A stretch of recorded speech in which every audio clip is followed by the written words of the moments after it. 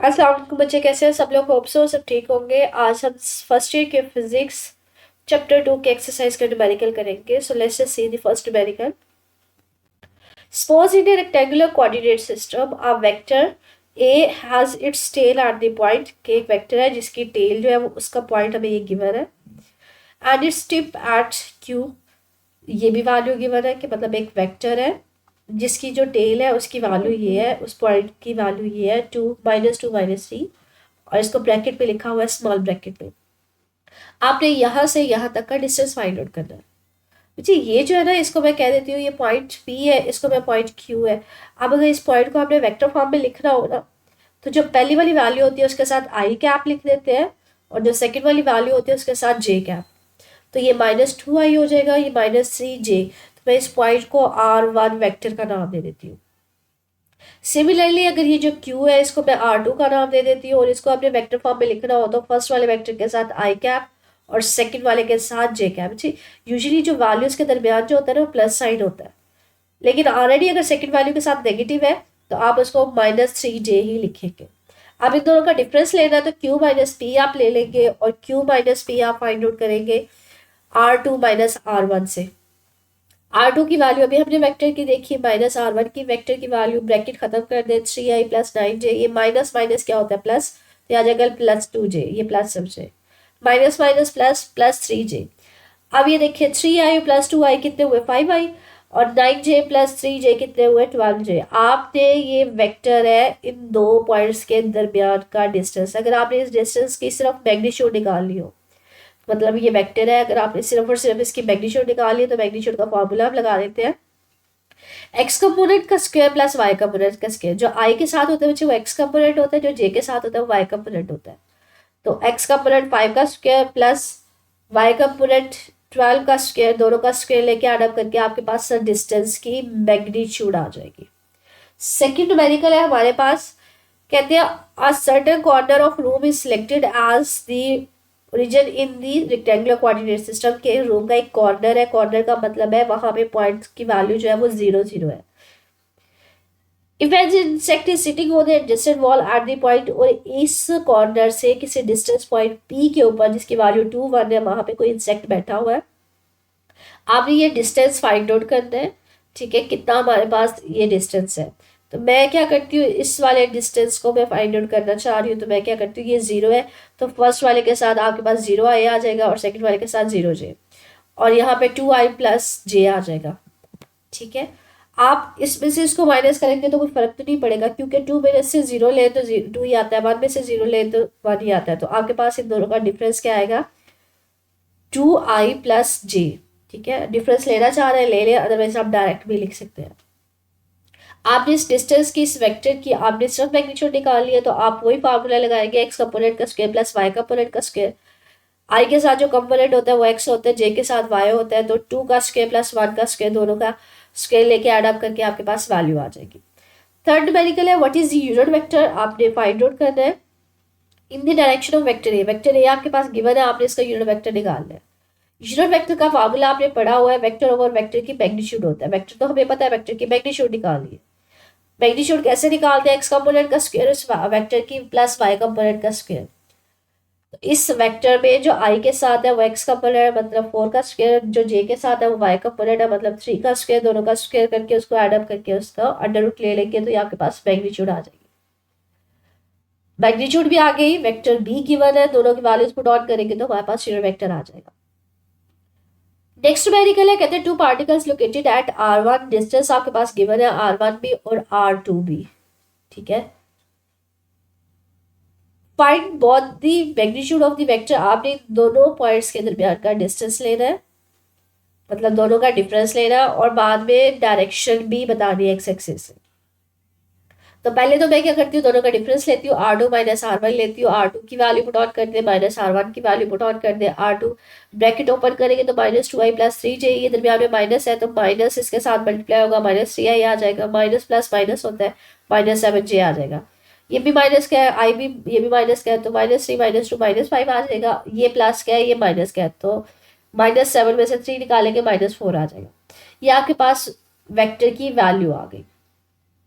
आपने क्या find out करना है, उस वेक्टर की मैग्नीट्यूड फाइंड आउट करनी है और उसकी डायरेक्शन। मैग्नीट्यूड कैसे फाइंड आउट करते हैं, एक्स कंपोनेंट का स्क्वायर प्लस वाई कंपोनेंट का स्क्वायर। आई के साथ जो वैल्यू है वो एक्स की वैल्यू होती है, जो जे के साथ वैल्यू होती है वो वाई की वैल्यू होती है। तो -5 का स्क्वायर आ जाएगा प्लस -4 का स्क्वायर आ जाएगा, दोनों का स्क्वायर लेके बच्चे अंडर रूट ले लीजिएगा तो आपके पास मैग्नीट्यूड आ जाएगी। डायरेक्शन कैसे निकालते हैं, ये फार्मूला आपने पढ़ा हुआ है, tan इनवर्स जो y component divided by x component. y की वैल्यू क्या है, -4। अच्छा, यूजुअली ये हम लोगों ने ना टॉपिक में पढ़ा था कि जब आप डायरेक्शन लेते हैं तो आप साइन कंसीडर नहीं करते, तो ये हमारे पास आ जाएगा 4/5, ये आ जाएगा 38.6 डिग्री। आप एक दफा फाई की वैल्यू निकाल लेते हो तो अब आप रिजल्टेंट कैसे फाइंड आउट करते हो, आप क्या करते हो, इन वैल्यूज से डिसाइड करते हो। अगर दोनों कंपोनेंट्स नेगेटिव है या एक प्लस है या एक नेगेटिव है तो आप क्वाड्रेंट डिसाइड करते हो। क्वाड्रेंट के लिए हमने फार्मूलाज पढ़े हुए हैं। अब ये देखिए, आप एक्स कंपोनेंट भी नेगेटिव है, वाई कंपोनेंट भी नेगेटिव है, इसका मतलब है ये क्वाड्रेंट कौन सा है, ये तीसरा क्वाड्रेंट है। और तीसरे क्वाड्रेंट में हमने पढ़ा हुआ है कि जो एंगल होता है वो किसके इक्वल होता है, 180 + 5 के इक्वल होता है। मतलब सब पहले फाइव कैसे निकालेंगे, सिंपली मैग्नीट्यूड्स लेंगे, बाद में हम क्वाड्रेंट देखेंगे साइन से एक्स और वाई के, और बाद में जो भी फार्मूला होगा 180 + 5 तीसरे क्वाड्रेंट में होता है, तो उससे आपके पास वैल्यू आ जाएगी। नेक्स्ट न्यूमेरिकल है, कहते हैं vector B is added to vector A, कि बी को ए में ऐड किया जा रहा है तो आपके पास जो वैल्यू वो 6i + j है। मतलब बी को ए में ऐड करें, दोनों का सम आपको ये वैल्यू दे रहा है, और बी को सब्ट्रैक्ट करेंगे ए में से तो रिजल्टेंट ये आएगा। ठीक है, आपने मैग्नीट्यूड निकाल लिया ए की, तो आप क्या करें, दोनों वैल्यूज को ऐड कर दें, a + b + a - b, तो वैल्यूज राइट साइड पे भी एज इट इज लिख लें। अब इसे इसको ओपन करेंगे ना, a + b minus plus a - b, तो -b + b कैंसिल हो जाएगा, ये 2 टाइम्स a है तो 2a आ जाएगा। और यहाँ पे देखें 6i में से 4i निकालेंगे 2i आ जाएगा, और ये जे बी प्लस का है, ये जे बी प्लस का है, तो ये 8j आ जाएगा। यहाँ पे 2 मल्टीप्लाई हो रहा है, दूसरी साइड पे दोनों साइड पे जाकर डिवाइड हो जाएगा, तो यहाँ पे 1 बच जाएगा, और यहाँ पे 8 को 2 से डिवाइड करेंगे तो 4 आ जाएगा। ये वेक्टर ए है। तो आपके पास ये वेक्टर ए आ गया। आप इसकी मैग्नीट्यूड कैसे निकालेंगे, वही एक्स कंपोनेंट का स्क्वायर प्लस वाई कंपोनेंट का स्क्वायर, आई के साथ 1 है, 1 का स्क्वायर मतलब कुछ नहीं है, तो उसका मतलब होता है 1। और यहाँ पे 4 है, 4 का स्क्वायर, दोनों का स्क्वायर लेके प्लस करके अंडर रूट ले लीजिएगा मुझसे।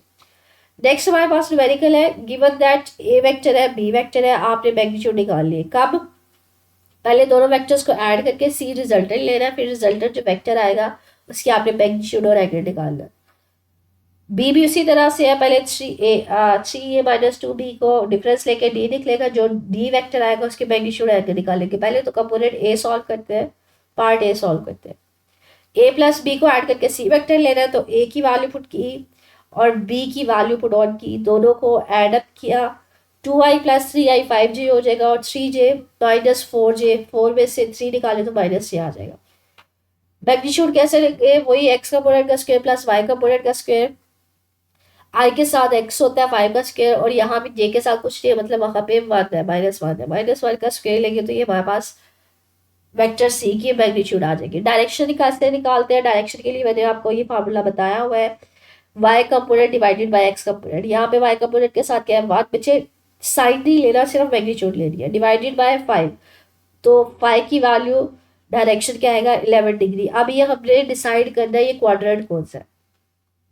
ये देखिए, एक्स कंपोनेंट पॉजिटिव है, वाई कंपोनेंट नेगेटिव है, मतलब ये फोर्थ क्वाड्रेंट है। ये आपने क्वाड्रेंट टॉपिक में पढ़े हुए हैं, vector addition by rectangular component उसके लास्ट पे है। ठीक है, ओके, तो 360 - 5 आपके पास थीटा की वैल्यू आ जाएगी। ठीक है, similarly D vector find out करेंगे, वो कैसे निकालेंगे, पहले ए को 3 से मल्टीप्लाई करके बी को 2 से मल्टीप्लाई करके दोनों का डिफरेंस ले लें।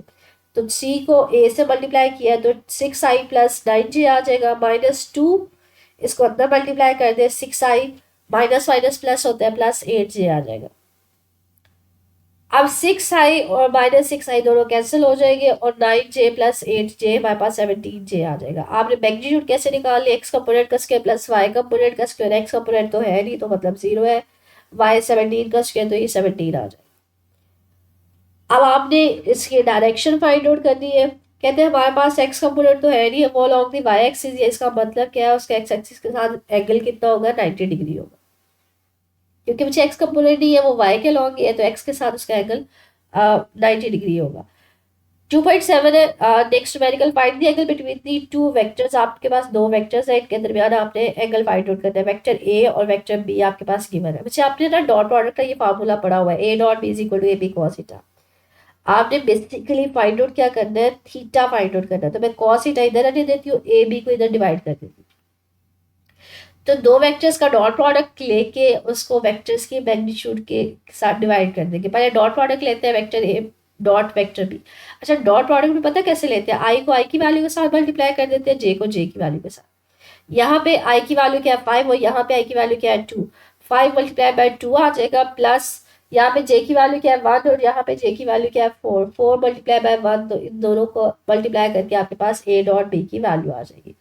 मैग्नीट्यूड ऑफ वेक्टर ए कैसे निकालिए, वही एक्स कंपोनेंट का स्क्वायर प्लस वाई कंपोनेंट का स्क्वायर। इसमें एक्स कंपोनेंट 5 है, वाई कंपोनेंट 1 है, दोनों का स्क्वायर लेके ऐड करके अंडर रूट ले लीजिएगा। बी भी हमारे पास एक्स कंपोनेंट का स्क्वायर प्लस वाई कंपोनेंट का स्क्वायर, दोनों को ऐड अप करके आपके पास बी की वैल्यू भी आ जाएगी। ए डॉट बी भी हमने निकाल लिया, वेक्टर ए की मैग्नीट्यूड भी निकल आई, वेक्टर बी की मैग्नीट्यूड भी निकल आई। सारी वैल्यूज को इधर पुट ऑन करेंगे तो हमारे पास आ जाएगा 0.614। यहाँ पे कॉस थीटा, आपने तो थीटा निकालना था, तो कॉस को इस साइड पे लेके जाएंगे तो कॉस इनवर्स आ जाएगा। कॉस इनवर्स 0.614 लेंगे तो 52 डिग्री आपके पास आंसर आ जाएगा बच्चे। नेक्स्ट न्यूमेरिकल है find the work done when the point of application of force. Force की वैल्यू आपके पास गिवन है, moves in straight line from the point, इस पॉइंट से इस पॉइंट पे जा रहा है। तो मैं इस पॉइंट को R1 या ए का नाम दे देती हूँ, इसको बी का नाम दे देते हैं, या आर बी का नाम दे देते हैं। और ब्रैकेट में अगर कोई वैल्यू हो उसको वेक्टर फॉर्म में लिख रहा हो तो पहली वाली वैल्यू के साथ आई, सेकंड वाली वैल्यू के साथ जे। तो मैंने इसको आर ए को या ए पॉइंट को 2i माइनस जे लिख दिया, सेकंड वाली को 6i प्लस 4j लिख दिया। पहले इन दो पॉइंट्स का मैं डिफरेंस ओवरऑल डिस्टेंस लूंगी, वो इन दोनों का डिफरेंस है, और उसका डॉट प्रोडक्ट ले लेंगे फोर्स के साथ। क्योंकि बच्चे जो वर्क डन आपने फाइंड आउट करना है, वर्क डन डॉट प्रोडक्ट होता है फोर्स और डिस्प्लेसमेंट का। तो पहले तो मैं डिस्प्लेसमेंट लूंगी कैसे, इन दोनों पॉइंट्स के डिफरेंस के साथ। तो R B minus R A आ जाएगा। आर बी की वैल्यू क्या है हमारे पास 6i plus 4j। R A की वैल्यू क्या है 2i माइनस जे। अब ब्रैकेट्स ओपन कर दे, माइनस इसके साथ होगा तो -2i आ जाएगा, माइनस माइनस क्या होगा प्लस, तो ये प्लस जे आ जाएगा। इसको सिंप्लीफाई करें, 6i में से -2i निकाला तो 4i, और 4i प्लस 1j तो हमारे पास 5j आ जाएगा। ये डिस्प्लेसमेंट आ गया। वर्क डन क्या होता है, डॉट प्रोडक्ट होता है फोर्स और डिस्प्लेसमेंट का। फोर्स आपके पास गिवन थी, डिस्प्लेसमेंट आपके पास ये आपने फाइंड आउट किया। डॉट प्रोडक्ट मैंने अभी आपको 2 मिनट पहले बताया कि आई की वैल्यू को आई की वैल्यू के साथ मल्टीप्लाई करते हैं, जे की वैल्यू को जे के साथ मल्टीप्लाई करते हैं। तो 4 मल्टीप्लाई बाय 3 आ जाएगा और 5 मल्टीप्लाई बाय 2 आ जाएगा, तो 22 यूनिट्स। मोस्ट कॉमनली मुझे पूछा भी जाता है मेडिकल। नेक्स्ट मेडिकल है, कहते हैं शो दैट दी 3 वेक्टर्स है आपके पास। इसको मैं वेक्टर ए बोल देती हूँ, आई प्लस जे प्लस के। इसको मैं बी बोल देती हूँ, 2i माइनस 3j प्लस के। और ये इस वाले को मैं सी बोल देती हूँ। कहते हैं परपेंडिकुलर है, आपने ये बताना है, शो करना है कि ये परपेंडिकुलर है। अच्छा, परपेंडिकुलर शो करने का सबसे आसान तरीका होता है कि आप उन वेक्टर्स का डॉट प्रोडक्ट ले लेते हैं। अगर डॉट प्रोडक्ट 0 हो तो हम कहते हैं वो परपेंडिकुलर है। तो मैं पहले ए डॉट बी ले लूंगी, फिर बी डॉट सी ले लूंगी, फिर ए डॉट सी ले लूंगी। म्यूचुअली आपस में शो करते हैं ना, तो मैं रैंडमली डिफरेंट के डॉट प्रोडक्ट्स ले लेती हूँ। तो अगर ए डॉट बी पहले फाइंड आउट करते हैं, ए वेक्टर की वैल्यू पुट आउट कर दी मैंने, बी की वैल्यू पुट आउट कर दी। डॉट प्रोडक्ट में आई को आई के साथ, जे की वैल्यू को जे की वैल्यू के साथ, और के की वैल्यू को के साथ। चाहिए देखिए, आई के साथ कुछ नहीं मतलब 1 है, तो 2 को 1 के साथ मल्टीप्लाई करेंगे 2। यहाँ पे जे के साथ कुछ नहीं मतलब 1 है, 1 को -3 के साथ मल्टीप्लाई करेंगे तो -3, और यहाँ पे 1 को के साथ कुछ नहीं है मतलब 1 है, 1 मल्टीप्लाई बाय 1।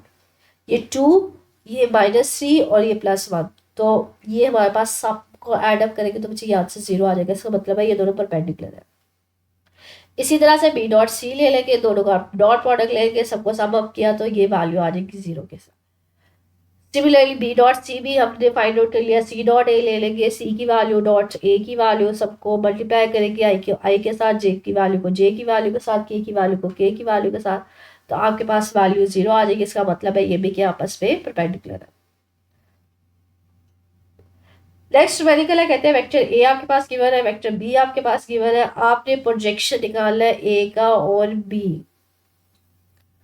अच्छा, ये हमने पढ़ा हुआ है डॉट प्रोडक्ट में कि ए का प्रोजेक्शन बी के ऊपर का मतलब है ए का वो कंपोनेंट जो बी के अलॉन्ग है, तो वो ए कॉस थीटा होता है। ए डॉट बी हमने पढ़ा हुआ है ए कॉस थीटा होता है, बी कॉस थीटा होता है। आपने ए कॉस थीटा निकालना है जो बी के अलॉन्ग है कंपोनेंट, तो बी इधर मल्टीप्लाई हो रहा है, इसको बस इधर साइड पे ले जाए, डिवीजन है। तो ये फार्मूला ये आ जाएगा। आपने पहले ए डॉट बी ही लेना है, डॉट प्रोडक्ट लेना है और बी के मैग्नीट्यूड चाहिए। डॉट प्रोडक्ट के लिए आप ए की वैल्यू पुट ऑन कर दें, बी की वैल्यू, फार्मूला वही है, आई की वैल्यू को आई के साथ, जे की वैल्यू को जे के साथ और के की वैल्यू को के के साथ। तो इन सबको जब मल्टीप्लाई करेंगे तो आपके पास आंसर आ जाएगा -5। बी की मैग्नीट्यूड कैसे निकालते हैं, वही एक्स कंपोनेंट की वैल्यू का स्क्वायर प्लस वाई प्लस जी। एक्स हमारे पास 3 है, वाई हमारे पास है नहीं, जो जी का कंपोनेंट है वो -4 है, तो इसका स्क्वायर लेंगे तो हमारे पास आ जाएगी बी की मैग्नीट्यूड 5। ए डॉट बी -9 था, मैग्नीट्यूड बी की 5 आई, तो ये आंसर आ जाएगा -9/5। बच्चे ये भी हमारे पास मोस्ट कॉमनली पूछ लिया जाता है। नेक्स्ट मेडिकल है, कहते हैं A B C are in 3 vectors है, इनकी वैल्यूज क्या है। वेक्टर ए की वैल्यू 4 है, किसके अलॉन्ग है, नॉर्थ के अलॉन्ग। बी की वैल्यू क्या है 3, वेस्ट के अलॉन्ग। सी की वैल्यू क्या है 8, ईस्ट के अलॉन्ग। आपने ए क्रॉस बी बताना है, फिर ए क्रॉस सी बताना है, फिर बी क्रॉस सी बताना है। अच्छा, हम लोग ना ईस्ट वेस्ट नॉर्थ साउथ को इस तरह से प्लस साइन के साथ शो करते हैं। ये हमारे पास ईस्ट होता है, इस साइड में हम लोग वेस्ट लेते हैं, नॉर्थ इस तरफ लेते हैं, साउथ इस तरफ लेते हैं। आपके पास सी उसने बताया हुआ अलॉन्ग दी सॉरी ए बताया हुआ अलॉन्ग दी नॉर्थ है, बी बताया हुआ अलॉन्ग दी वेस्ट है और सी बताया हुआ अलॉन्ग दी ईस्ट है। पहले तो आप क्या फाइंड आउट करोगे, ए क्रॉस बी निकालोगे। क्रॉस में हमने पढ़ा हुआ है कि साइन थीटा आता है, तो ये आ जाएगा A B sine theta n cap. N cap basically direction बताता है। अब A B sine theta, A की वैल्यू आपके पास कितनी थी 4, बी की वैल्यू कितनी थी हमारे पास 3। अब ये देखिए ए और बी में एंगल कितना है 90 डिग्री है, तो साइन 91 होता है। तो आपके पास 4 मल्टीप्लाई बाय 3 एन कैप आ जाएगा। आपने डायरेक्शन कैसे निकाली है, ए और बी के दरमियान राइट हैंड रूल हमने पढ़ा हुआ है, rotate the fingers from first vector to second vector, तब जो होगा वो आपके पास डायरेक्शन देगा रिजल्टेंट की, मतलब ए क्रॉस बी की देगा। तो वो आपके पास क्या आएगी, आउटवर्ड, या इसको हम लोग बात करेंगे अपवर्ड आएगी। ठीक है, ए क्रॉस सी निकालना है, वही हमारे पास ए क्रॉस सी किसके इक्वल आ जाएगा, ए सी साइन थीटा की इक्वल आ जाएगा। ए की वैल्यू पुट ऑन करेंगे सी की, और ए और सी में यहाँ पे आपको नजर भी आ रहा होगा जो एंगल होता है वो 90 डिग्री होता है, तो साइन 91 होता है। और हमारे पास इनकी मैग्नीट्यूड को मल्टीप्लाई करके 32 आ जाएगा। एंड क्या, वही राइट हैंड रूल से फाइंड आउट करोगे, रोटेट करोगे फर्स्ट वेक्टर को अलॉन्ग दिस सेकेंड वेक्टर, जो थंब आएगा वो डाउनवर्ड में आएगा। लास्ट में ए सी क्रॉस बी क्रॉस सी निकालना बच्चे, ये देखिए बी इस तरफ है सी इस तरफ है, दोनों के दरमियान एंगल कितना 180। ठीक है, और साइन 180 क्या होता है 0, तो इसकी वैल्यू ओवरऑल क्या आ जाएगी 0 आ जाएगी। नेक्स्ट मेडिकल है, कहते हैं turning effect of force about A given point. आपके पास आर क्रॉस एफ आपने फाइंड आउट करना है। आर वेक्टर है from the given point two the point of application of force. आपके पास फोर्स की वैल्यू गिवन है, फोर्स वेक्टर गिवन है, और आपके पास आर वेक्टर बी गिवन है, मतलब पोजीशन वेक्टर भी गिवन है। आपने टॉर्क निकाला है, टॉर्क क्या होता है, दोनों का क्रॉस प्रोडक्ट होता है। तो आप आर की वैल्यू पुट ऑन कर दे, क्रॉस मल्टीप्लाई बाय फोर्स की वैल्यू पुट ऑन करते हैं। अच्छा बच्चे, यहाँ पे हमारे पास क्रॉस प्रोडक्ट को सॉल्व करने का वे क्या होता है, आप उसको मैट्रिक्स की फॉर्म में लिखते हैं। मैट्रिक्स की फॉर्म में कैसे लिखते हैं, अच्छा मैट्रिक्स फॉर्म में कैसे लिखते हैं, आई कैप 3 आप यूनिट वेक्टर से लिख लेते हैं, आई दरमियान में जे और लास्ट में के। अब पहले क्या, आर वेक्टर है, आर वेक्टर की जो आई की वैल्यू है उसको आई के नीचे, जे की जो वैल्यू है उसको जे के नीचे, के की जो वैल्यू है उसको के के नीचे। क्रॉस मल्टीप्लाई फोर्स है, फोर्स की उसी तरह से आई की वैल्यू आई के नीचे, जे की वैल्यू जे के नीचे, जे की वैल्यू कुछ नहीं है मतलब 1 है, और के की वैल्यू के के नीचे। अब इसको सॉल्व कैसे करते हैं, सॉल्व कैसे करते हैं, पहले आई लिखते हैं। आई को अगर लिख रहे हैं ना तो इसका कॉलम और इसका मैट्रिक्स स्किप कर देते हैं। ये कॉलम स्किप हो जाएगा, मैट्रिक्स स्किप हो जाएगा, बाकी इन चीज़ों को क्रॉस मल्टीप्लाई करेंगे, मतलब 3 को 5 से मल्टीप्लाई करेंगे, 1 को 1 से। 3 मल्टीप्लाई 5 -1 मल्टीप्लाई बाय 1, तो 15 -1 आ जाएगा। दरमियान वाली वैल्यू के साथ हमेशा जे लिखते हैं, तो ये माइनस जे आएगी, माइनस लिखते हैं हमेशा वैल्यू के साथ।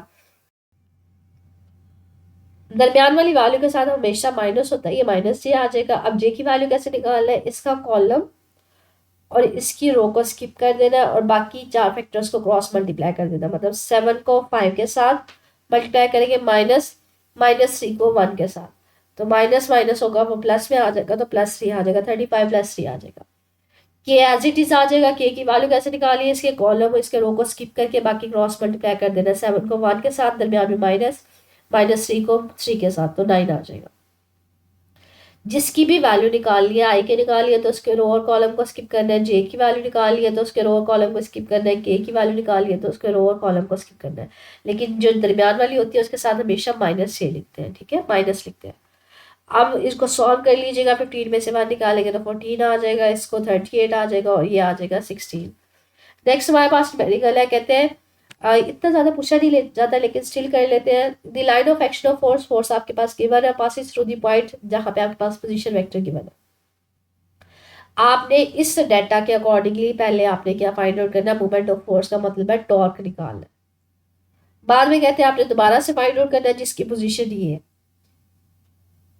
तो पहले तो मैं पहले डाटा के एक सॉल्व करती हूँ, इस डाटा को यूज करते हुए। फोर्स आपके पास गिवन है, पोजीशन वेक्टर गिवन है, मैट्रिक्स फॉर्म के लिए उसको सॉल्व करेंगे। क्रॉस प्रोडक्ट है, आर की वैल्यू पुट ऑन की है, फोर्स की वैल्यू पुट ऑन की है। क्रॉस प्रोडक्ट को सॉल्व करने के लिए मैंने आपसे कहा उसको मैट्रिक्स फॉर्म में लिखते हैं। मैट्रिक्स कैसे लिखते हैं, आई जे के, जो पहली वैल्यू है उसमें आई की जो वैल्यू होती है उसको आई के साथ, जे की वैल्यू को जे के नीचे, के की वैल्यू को के नीचे।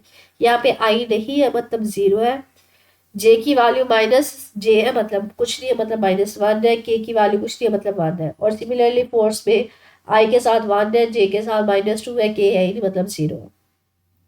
सॉल्व करना भी 2 मिनट पहले मैंने आपको बताया। सबसे पहले आई को सॉल्व करते हैं। आई को सॉल्व कैसे करते हैं, इसका कॉलम और इसकी रो को स्किप करके बाकियों को क्रॉस मल्टीप्लाई कर देते हैं। -1 को 0 के साथ मल्टीप्लाई करेंगे तो 0 आ जाएगा। दरमियान में हमेशा नेगेटिव होता है। नेगेटिव -2 को 1 के साथ मल्टीप्लाई करेंगे तो -2 माइनस के साथ मल्टीप्लाई होगा तो प्लस आ जाएगा। अब दरमियान वाले के साथ -j होता है, हमेशा माइनस होता है तो ये -j आ जाएगा। जे का कॉलम भी और रो भी स्किप कर देंगे, बाकियों का क्रॉस मल्टीप्लाई। 0 को 0 के साथ मल्टीप्लाई किया 0, दरमियान में -1 को 1 के साथ मल्टीप्लाई किया तो 1। और सिमिलरली के कॉलम और रो को स्किप करके उसको सॉल्व कर लेंगे तो हमारे पास सबको सिंप्लीफाई करेंगे तो टॉर्क की वैल्यू आ जाएगी। अब वो बी पार्ट में कहते हैं अब आपके पास जो पोजीशन वेक्टर है वो ये है, मतलब आपके पास आर ये गिवन है। तो मैं कहती हूँ अगर ये पोजीशन वेक्टर ये है तो पहले के हिसाब से फिर वैल्यू क्या होगी पोजीशन वेक्टर के हिसाब से। मैं इसको R1 का नाम दे देती हूँ, जो पहले वाला है उसको R2 का नाम दे देते हैं। तो अभी जो वैल्यू है हमारे पास उसको हमने R1 का नाम दे दिया पोजीशन वेक्टर को, जो पहले वाला था R2। मैं आप दोनों का डिफरेंस लेना चाह रही हूँ तो R2 माइनस R1 ले लें, R2 की वैल्यू पुट ऑन करें, -R1 की वैल्यू पुट ऑन करें, सिंप्लीफाई करें। ये माइनस है, -i हो जाएगा, ये -k हो जाएगा। -i -j, ये k प्लस के, ये माइनस का तो खत्म हो जाएगा तो r की वैल्यू आ जाएगी। तो नया पोजीशन वेक्टर आ जाएगा जो उसके अकॉर्डिंगली हम लोग टॉर्क की वैल्यू फाइंड आउट करेंगे। टॉर्क उसी तरह से r क्रॉस f, r की वैल्यू मल्टीप्लाई बाय फोर्स की वैल्यू। क्रॉस प्रोडक्ट है तो मैट्रिक्स फॉर्म में इसको सॉल्व करेंगे। आई जे के वैल्यू पुट ऑन करेंगे, आई के नीचे आई की वैल्यू, आर के लिए और जे के नीचे जे की के है भी तो वो 0 आ जाएगा। सिमिलरली एफ भी इसी तरह से सॉल्व करके इसको मैट्रिक्स को सॉल्व कर लेंगे। मैट्रिक्स को मैंने आपको सॉल्व करने का भी यही बताया कि अगर आई के लिए सॉल्व करना है तो उसके एक रो और कॉलम को स्किप करके बाकी को क्रॉस मल्टीप्लाई कर दे।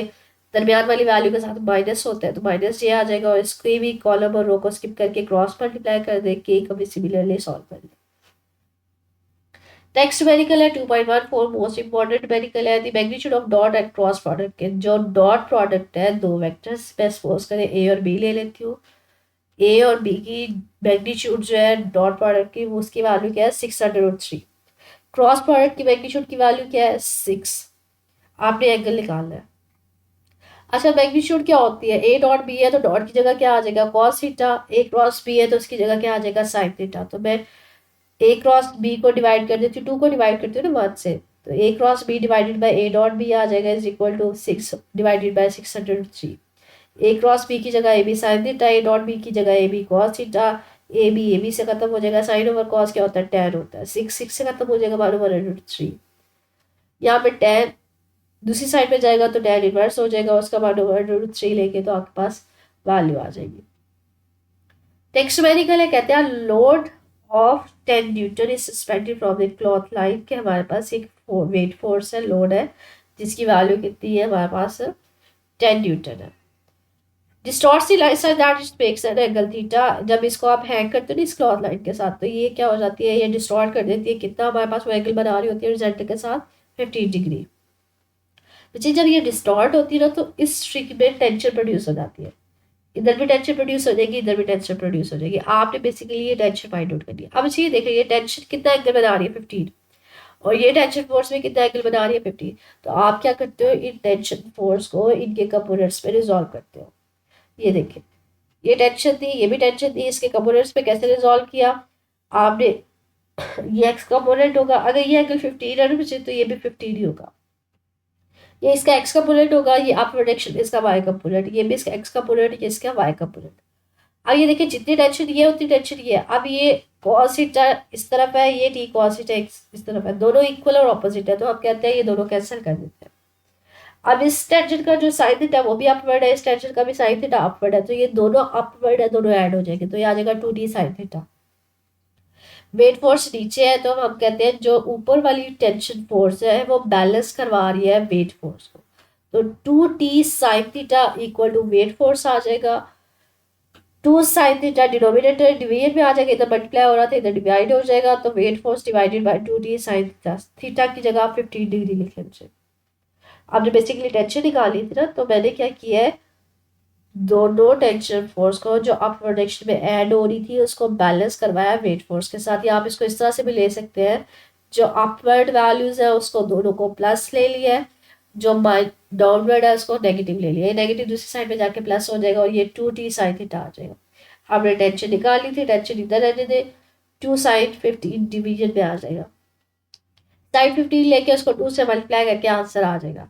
अच्छा बाकी जो बच्चे हमारे पास इस चैप्टर के न्यूमेरिकल्स है, वो रिमेनिंग न्यूमेरिकल्स वो डायग्रामेटिक है और क्वाइट लेंथी है, इस तरह के न्यूमेरिकल्स जो है वो बोर्ड में नहीं पूछे जाते, क्योंकि आपके पास ये होते हैं 3 नंबर का पेयर बनते हैं लॉन्ग क्वेश्चन के साथ। तो स्टिल इन न्यूमेरिकल्स में कुछ पूछना हो तो मुझे बेसिक सेक्शन में पूछ लीजिएगा। ओके, अल्लाह हाफिज़।